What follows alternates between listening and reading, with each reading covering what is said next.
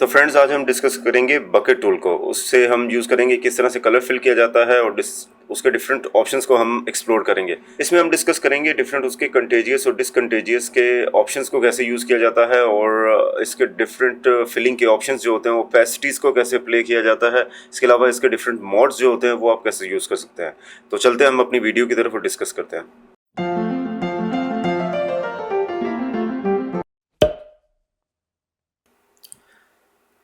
तो मैंने ये एक ब्लैंक पेज खोला हुआ है। बेसिकली हम बकेट टूल को ट्राई करने वाले हैं। इस ब्लैंक पेज की एक लेयर यहाँ पे ओपन हुई हुई है। इसमें अभी कोई कलर फिल नहीं हुआ हुआ। तो मैं अगर ये टूल्स मेन्यू में यहाँ पे प्रेस करूँ तो आपको यहाँ पे पेंट बकेट टूल मिल जाएगा। इसकी शॉर्टकट की है जी, जो शायद आपको शिफ्ट एंड जी प्रेस करने से आपको इसमें यूज़ हो सकता है। आप देख सकते हैं कि जब इसको हम सिलेक्ट करते हैं तो एक कर्सर के साथ एक बकेट के साथ वो दिख रहा है कि इसके अंदर कोई कलर है जो हम फिल कर सकते हैं। चले इसको यूज़ करके देखते हैं। इस ब्लैंक पेज पे अगर मैं क्लिक करता हूँ तो ये बिल्कुल ब्लैक हो जाता है। ब्लैक क्यों हुआ है? क्योंकि यहाँ पे जो भी हमारा कलर होगा, select foreground and then back का होता है सेट बैकग्राउंड। ये फोरग्राउंड कहलाता है, ये बैकग्राउंड कहलाता है। तो जो भी कलर यहाँ पे होगा वो उसमें आ जाएगा। मैं इसके कलर चेंज करके देख लेता हूँ। जब मैंने कलर चेंज किया और अब इसको फिल किया तो आप देख सकते हैं कि ये जो कलर भी यहाँ सिलेक्टेड था वो इसमें इसने फिल कर दिया। तो बेसिकली इसका काम यही होता है, फिल करना। बट इसके साथ हम काफ़ी एडिशनल टेक्निक सीख सकते हैं कि कैसे कैसे फिल किया जा सकता है। अभी मैं इसको दोबारा वाइट कर लेता हूँ और इसके अंदर हम देखते हैं कि अगर मैंने कोई सिलेक्शन बनाई हुई है, ये सिलेक्शन है मेरी, और इसके अंदर मैं कलर फिल करना चाहता हूँ तो मुझे क्या करना होगा।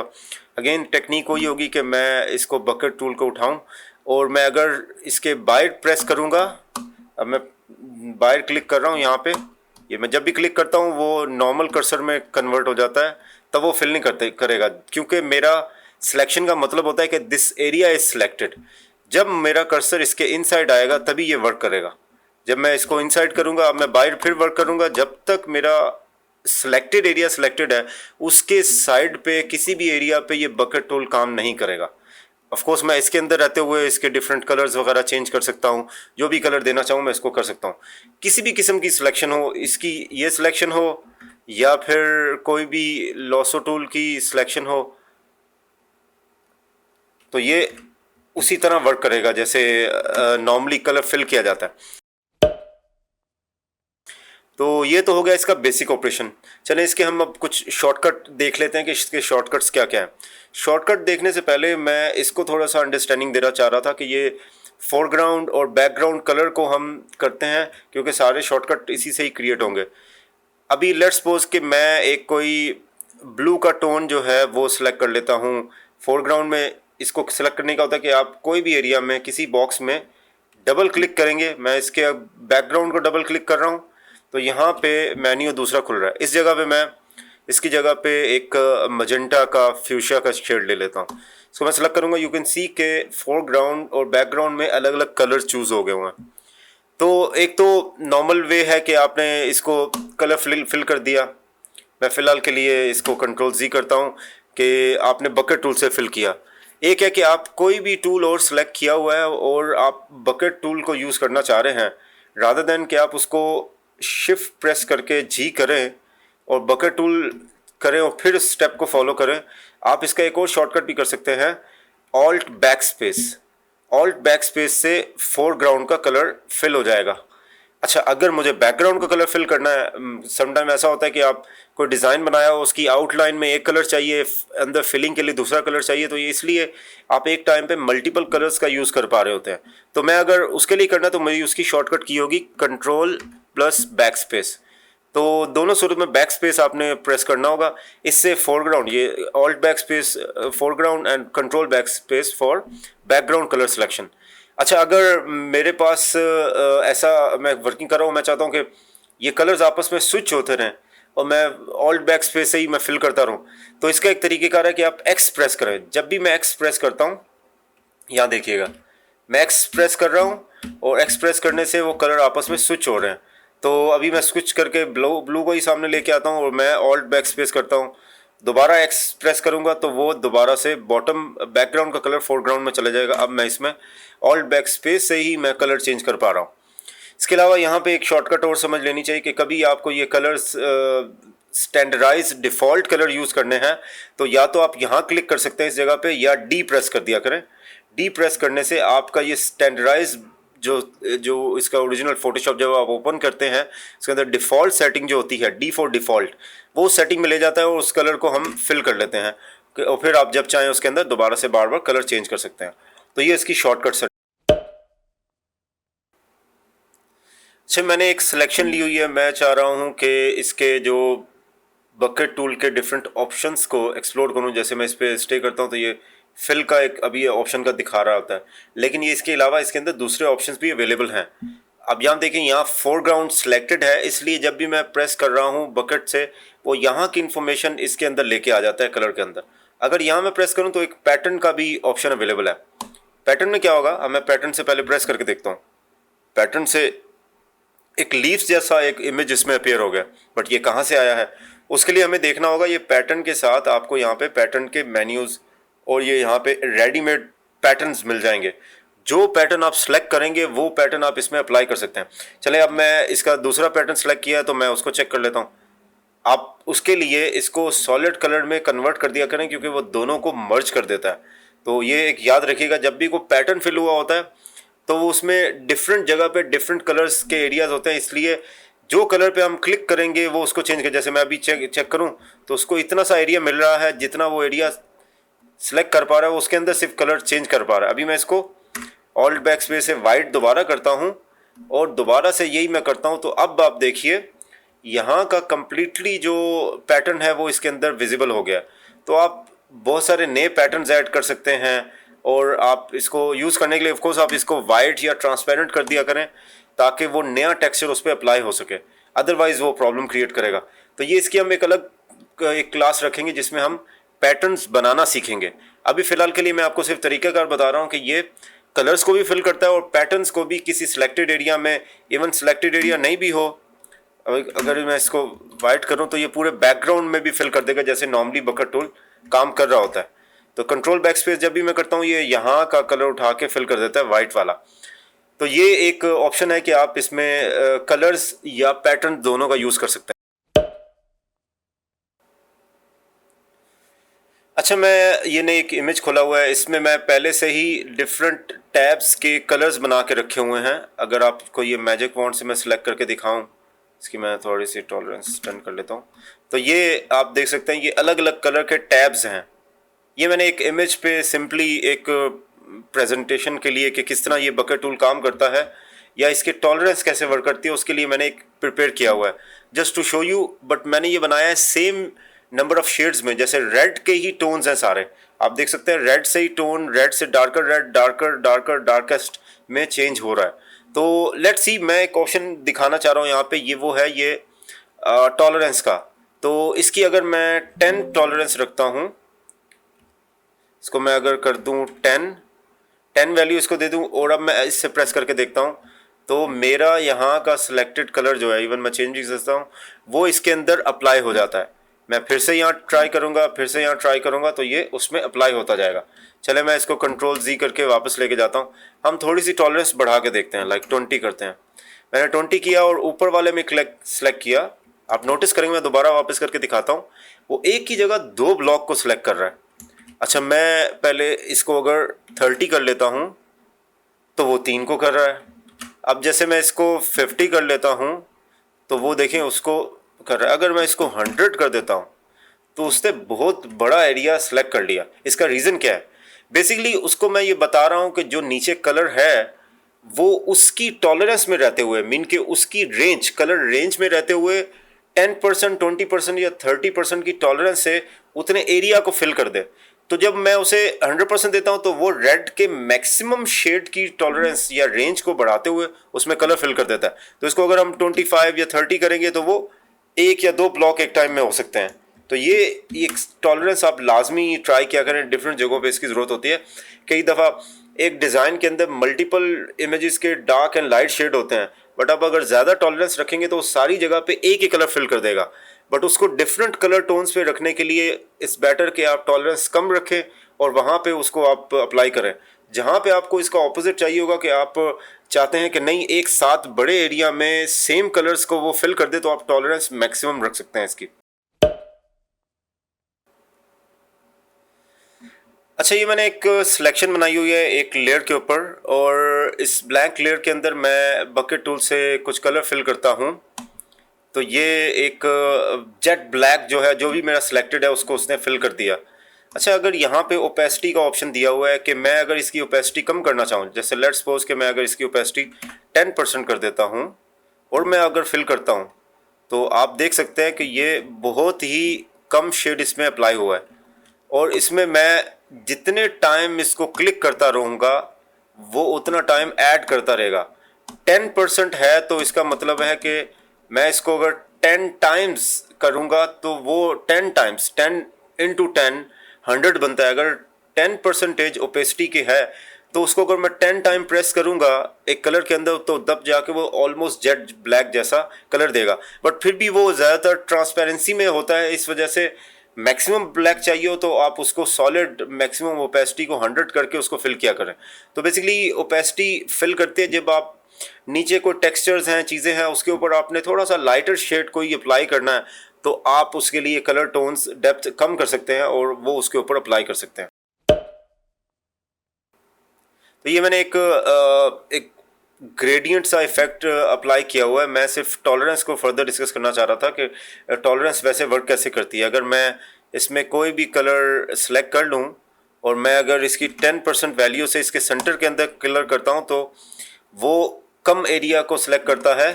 हालांकि ये ऑफकोर्स ये ब्लैक से ग्रे की तरफ शेड मूव हो रहा है, ये अगर आप देख सकते हैं।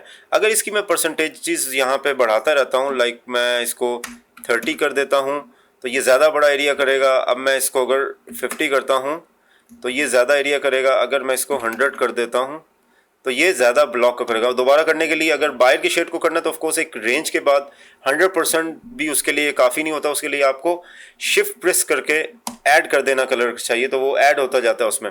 तो ये जितनी दफ़ा मैं करूँगा तो कलर ऐड किया जा सकता है। बट बेसिकली टॉलरेंस इस तरह करके वर्क कर रहा होता है कि एक सर्टन रेंज तक उसकी कलर की लिमिट होती है, उसके लिए आप रेंज बढ़ाते हो, फिर उसके बाद अगर आपको एडिशनली आउटर साइड पे दोबारा से कलर को।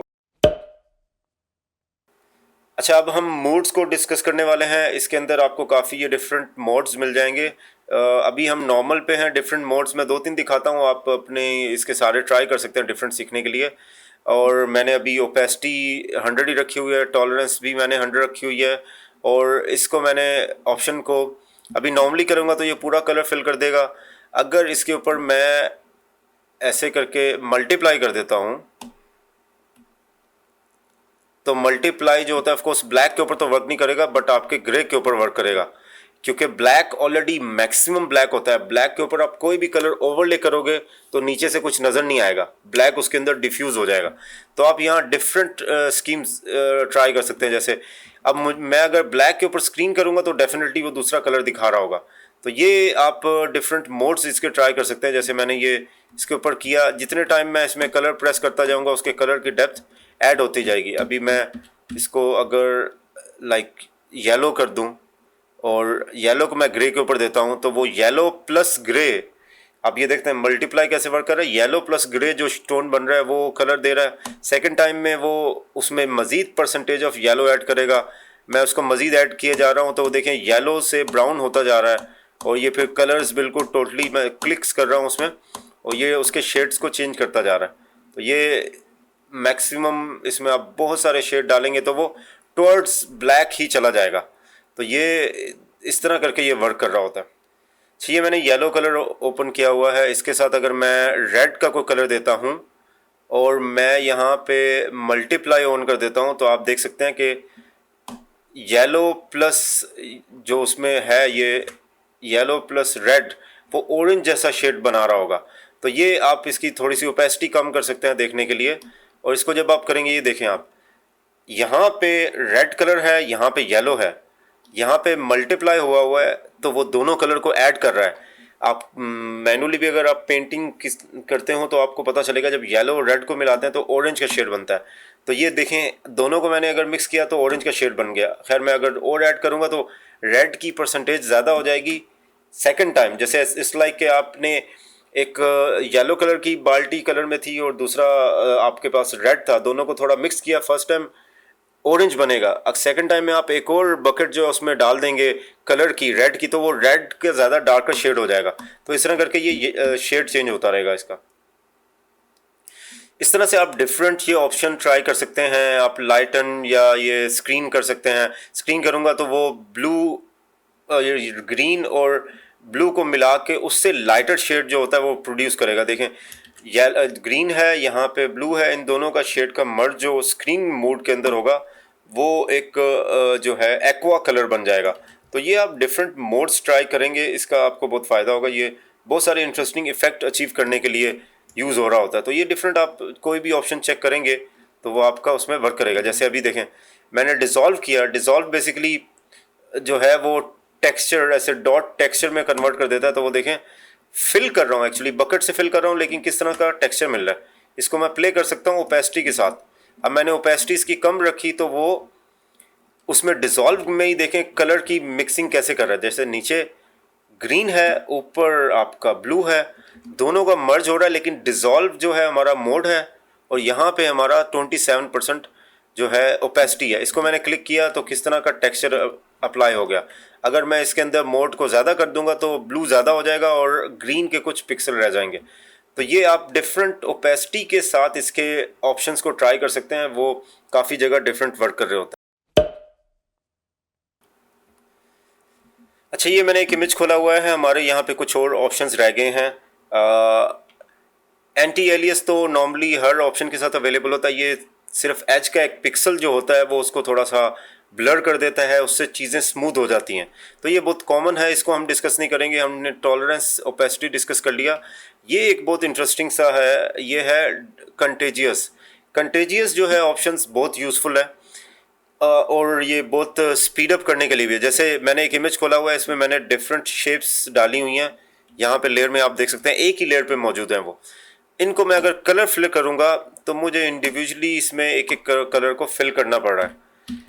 अच्छा, अगर मैं यहाँ पे इस चेक को ऑफ कर देता हूँ, मैंने इस चेक को ऑफ किया तो मैं इसको ये बता रहा हूँ कि बेसिकली इस ब्लैक जैसा इस लेयर के अंदर जितना भी कलर है वो सबको एक साथ सिलेक्ट कर रहे हैं। अब जब मैं सिलेक्ट करता हूँ तो you can see just by, मैं अभी कलर चेंज करके भी आपको दिखाता हूँ। मैं सिर्फ एक क्लिक करूँगा तो पूरे एरिया में अगर इसकी कुछ और शेप भी होती ऐड होती और उसमें ब्लैक कलर फिल हुआ होता तो इस लेयर में, तो मैं उसके अंदर कुछ भी करता कलर, और अगर मैं एक ही क्लिक करता एंड कंटेजियस ऑफ करके तो वो सारी जगह पे सिलेक्ट कर लेता। बट ये किसी जगह पे यूज़फुल नहीं भी होता कि आपको अगर इंडिविजुअल कलर पुट करने हैं तो आपको यहाँ पे इंडिविजुअल शेड सेलेक्ट करके ही इसके साथ प्ले करना होगा।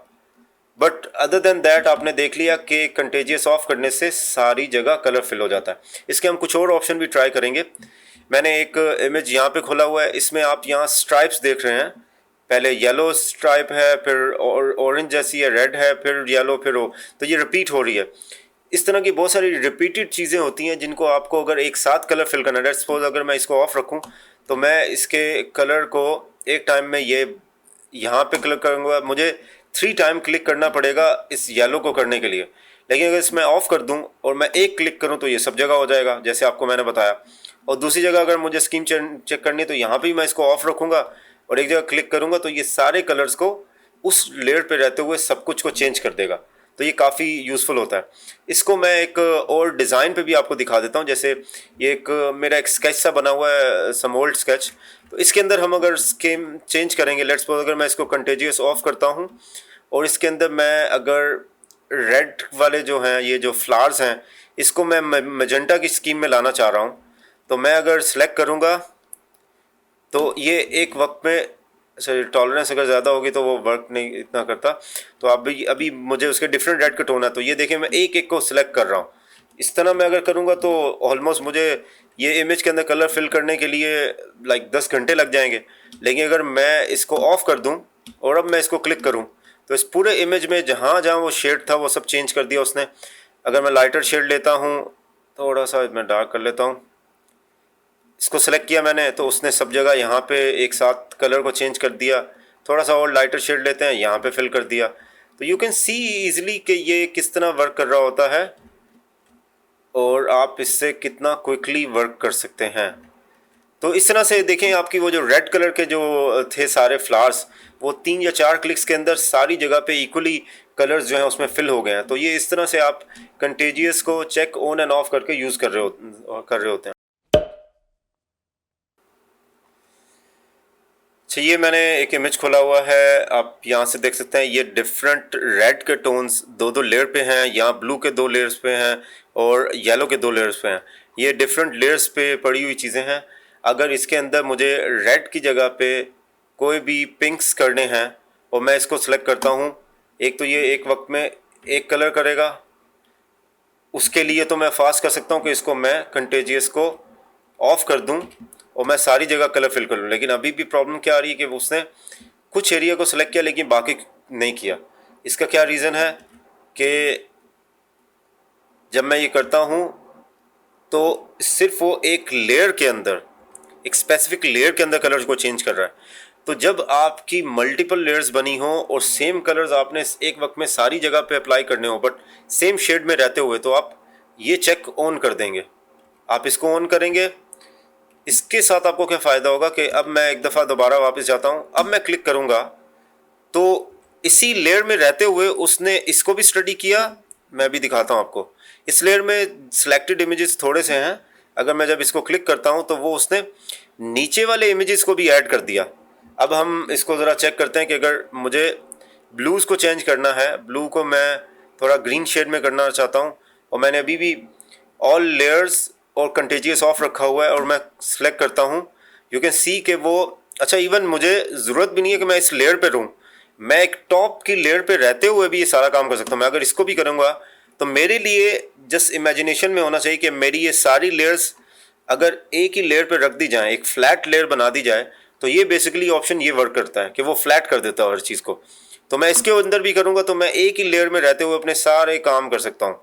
तो मैं अभी अगर यहाँ पे रेड करना है तो मैं सिंपली सिर्फ इस ब्लैक लेयर पे रहूँगा और मैं कलर फिल करूँगा तो वो सारी जगह पे उन कलर्स को चेंज कर देगा। अब जैसे मैंने ये वाइट्स को येलो करना है, इस लेयर के अंदर इवन वाइट है ही नहीं, मैं क्लिक करूँगा उस तब भी उसको कलर्स की स्कीम को चेंज कर देगा।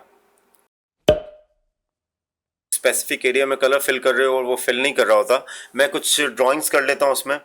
मैंने एक ये ड्राइंग की, एक और लीफ बनाया एंड देन एक और बनाया और यहाँ मैंने छोटे छोटे काफ़ी ऐड कर दिए।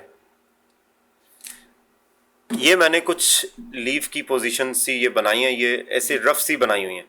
इसके अंदर अगर मैं कोई कलर फिल करने की कोशिश करता हूँ और ये बकेट टूल में लेता हूँ, इससे मैंने जब कलर फिल किया तो एक तो वो सारी जगह हो रहा है। इसका रीज़न तो ये है कि मैंने यहाँ पे ऑल लेयर्स और चेक्स को ऑफ़ किया हुआ है। तो इसको मैं पहले, इनको मैं बेशक ऑल लेयर को ऑफ भी कर देता हूँ बट कंटेजियस जो है वो मेरा ऑन होना चाहिए।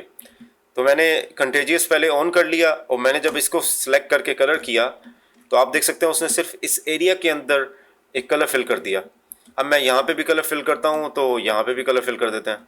ठीक है, अगर मैं जब मैं यहाँ कर रहा हूँ तो एक स्ट्रेंज सी बात हो रही है कि मैं दोबारा वापस जाता हूँ। मैंने अभी तक आपको दिखाया, एक मैंने इसमें किया, इसमें भी किया, कोई इशू नहीं आया। जब मैंने चलो इसमें करके देखते हैं, इसमें भी कर रहा हूँ तो पूरी जगह पे कलर आ रहा है। तो बेसिकली ये एरर नहीं है, ये बेसिकली आपसे ड्राइंग करते हुए कई दफ़ा मिस्टेक्स ये हो जाती हैं कि हम लोग इन पाथ्स को क्लोज़ नहीं करते हैं।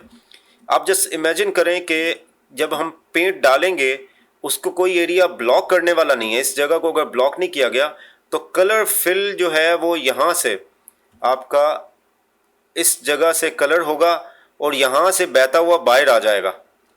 तो ये तो हमें नहीं होने देना, इसलिए इस एरिया को क्लोज पहले करना पड़ेगा। मैं अभी सिलेक्ट करके इस एरिया को क्लोज करता हूँ। मैंने क्लोज किया, मैंने इस एरिया को भी क्लोज कर दिया, इसको भी क्लोज कर दिया। अब मैं अगर इसके अंदर जाके दोबारा थोड़ा लाइटर शेड ले लेता हूँ, इसको अगर मैं फिल करूँगा तो ये बिल्कुल परफेक्टली वर्क करेगा। ऑफकोर्स मैं इसकी ओपेसिटी जो है 100 रखता हूँ।